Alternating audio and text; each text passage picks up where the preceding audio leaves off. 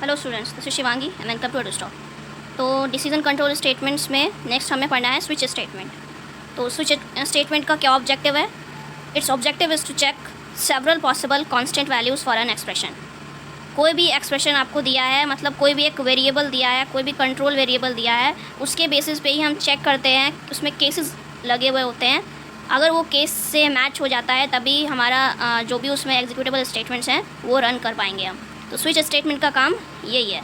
It's objective is to check several possible constant values for an expression. एक expression के लिए आप several possible constant values को check करते हो।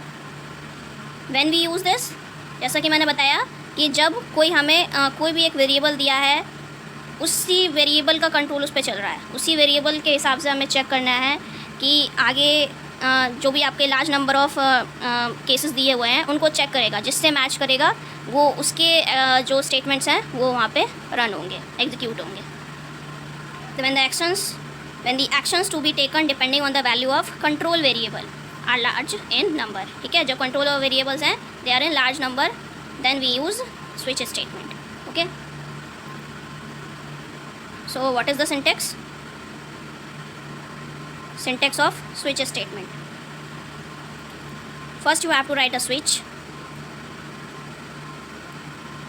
then expression, जिस एक्सप्रेशन के बेसिस पे आपको चेक करना है, जिससे मैच होगा उसके ही जो स्टेटमेंट्स हैं वो रन करेंगे। Switch expression followed by curly braces, then case one में फिर आप लिखिएगा यहाँ पे statements, then break.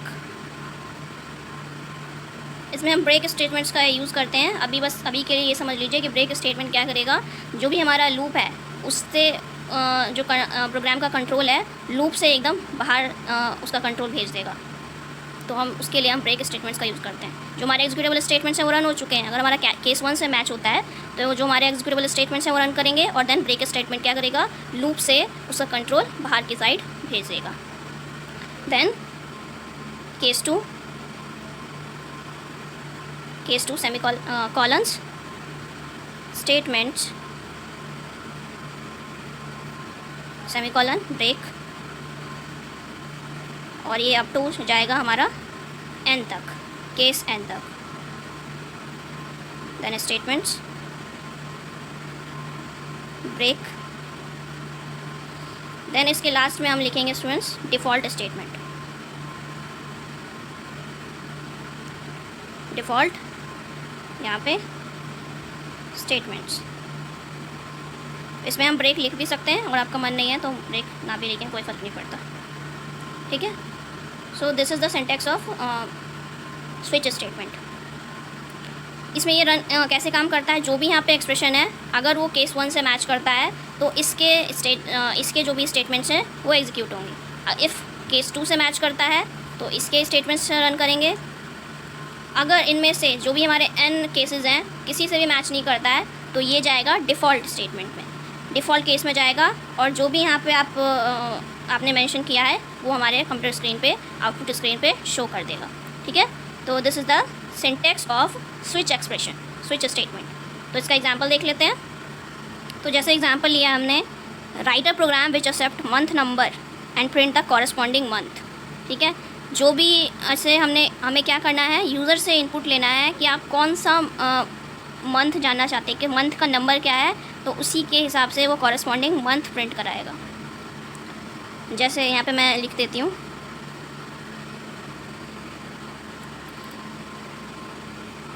Hash include, पहले header file hash include stdio.h,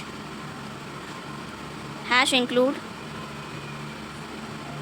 conio.h, then main function. तो जो हम मंथ नंबर जो प्रिंट कराने वाले हैं, तो मंथ नंबर के लिए हम वेरिएबल ले लेते हैं मंथ नाम का, ठीक है। तो वो होगा इंटीजर टाइप का, तो हम उसको ले लेते हैं इंट मंथ, क्योंकि उसमें जो नंबर्स 12 मंथ्स होते हैं तो वो 12 में से ही इनपुट करेगा, तो हम इंट डेटा टाइप का वेरिएबल ले लेंगे month. then clear screen function to clear the screen, then printf enter the month number. Scan %D address of month. ठीक है, देन हम लगाएंगे स्विच स्टेटमेंट। जो भी यहाँ पे मंथ नंबर उसने इनपुट किया है वो इस मंथ वेरिएबल में जाके स्टोर हो चुका है, और उसी से हम चेक करेंगे कि कौन सा केस आ रहा है। जैसे हमने यहाँ लगाया स्विच स्टेटमेंट, किसके बेसिस पर स्विच करना है हमें? Month. Switch month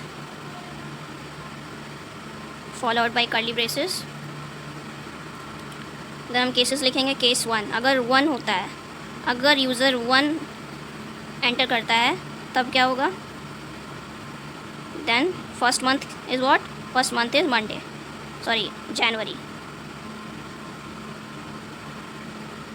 printf January /n लगा देते हैं to move the cursor to the next line. Then break statement. Okay, अगर केस 1 होता है तो क्या एग्जीक्यूट होगा? जनवरी। केस 2 होता है, then it will print February, then break statement। ठीक है, case 3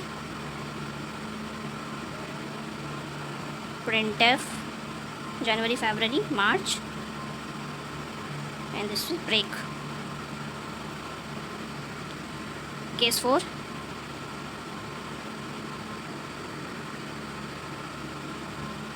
printf April, then break statement। थोड़ा सा लॉन्ग होगा स्टूडेंट्स। केस 4 के बाद हमें 12 केसेस लिखने हैं, फिर डिफ़ॉल्ट स्टेटमेंट में लिखना है। दैन केस 4 के बाद हम लिखेंगे case 5।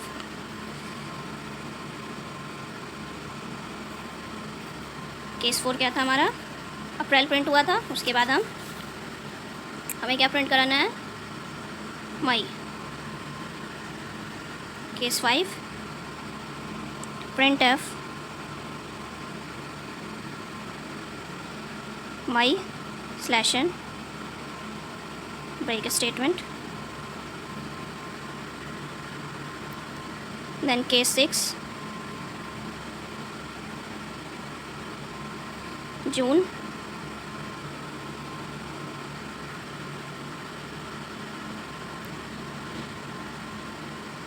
break। case 7 printf July,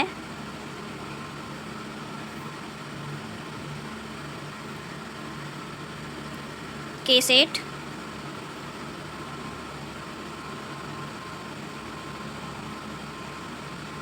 अगस्त, ब्रेक। तो इसी तरीके से हम 12 केसेस को लिख लेंगे। तो इस तरीके से मैंने 12 केसेस यहाँ पे लिख लिए हैं। देन हमारा 12 केसेस, इतने ही केसेस हमें लगाने हैं। देन हमें क्या करना है? लास्ट में हमें डिफ़ॉल्ट स्टेटमेंट। अगर मतलब 12 में से कुछ एक्स्ट्रा आता है, कुछ यूज़र एक्स्ट्रा एंटर करता है, 12 के बाद अगर 13 एंटर करता है तो वो किसी भी केसेस से मैच नहीं होगा और वो कहाँ जाएगा? डिफ़ॉल्ट स्टेटमेंट में। तो वहाँ पे हम क्या बोलना चाहते हैं जो वो हम प्रिंट करा देंगे। printf हम बोलेंगे जैसे इनवैलिड चॉइस, कि आपकी जो चॉइस है that is invalid. Then break. Okay, उसके बाद हम लिख देंगे closed curly braces, then get ch statement.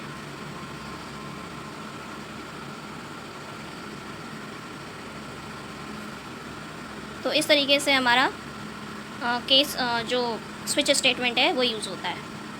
ठीक है, तो that's it for the today session. I hope you liked it, and if so, don't forget to hit the like button, guys. It's really important. It really motivates me. Thank you, guys, and subscribe to the channel also. Thank you.